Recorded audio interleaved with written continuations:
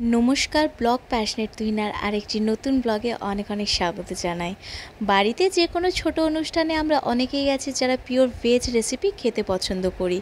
Are सेई रेसिपिटाई होच्छे आजकेर ओपर। चलुन ताहले रेसिपिटा देखे नेওয়া যাক। निয়েछि एकटा फ्राई पैन हालका करे गरम करे निয়েछि, दिएछि एते गोटा जिरे, शुकनो लंका, कालो गोलमरिच, गोटा मौरी, कसूरी मेथी, अल्प नुन दिए हालका करे रोस्ट करे नेब। ठांडा हये गेले खूब भालो करे मिक्सार ग्राइंडे पिषे नेब। এই মশলাটা প্রায় আমরা অনেক দিন স্টোর করে রেখে দিতে পারি। বানিয়ে নিচ্ছি এখানে টক দইয়ের একটা মিশ্রণ। নিয়েছি এখানে 3 চামচের মতন টক দই, অল্প হলুদ গুঁড়ো, বানিয়ে রাখা ভাজা মশলা। খুব ভালো করে দইটাকে ফেটিয়ে নেব। এখানে নিয়েছি কটা মতন সেদ্ধ আলু, খুব ভালো করে খোসাটাকে ছাড়িয়ে নেব। বানিয়ে রাখা দইয়ের মিশ্রণে দিয়ে দেব সেদ্ধ আলু। দেব এখানে 1 চামচের মতন বিট নুন, হালকা হাতে চামচের সাহায্যে খুব ভালো করে ম্যারিনেশন করে দেব। নেব এখানে একটা ফ্রাই প্যান, গরম হয়ে গেলে তাতে দেব 2 চামচের মতন সাদা তেল, গোটা জিরে, একটা তেজপাতা।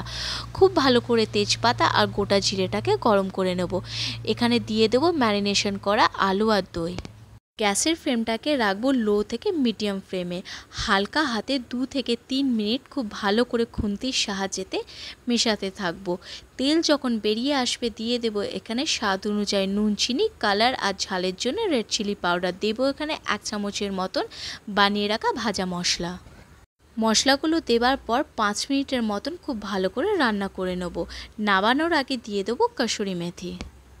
রেডি আমাদের এখানে দই আলুর দম। আর এই ধরনের আলুর দম আমরা ফ্রিজে প্রায় 3 থেকে 4 দিন স্টোর করে রেখে দিতে পারি। আর এবারের জামাই ষষ্ঠীতে দুই মায়ের জন্য রইল এটা স্পেশাল রেসিপি।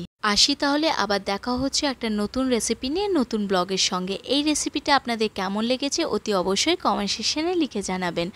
আরও অনেক রেসিপি আসতে চলেছে আমার YouTube channel blog passionate Tuhina চ্যানেলে।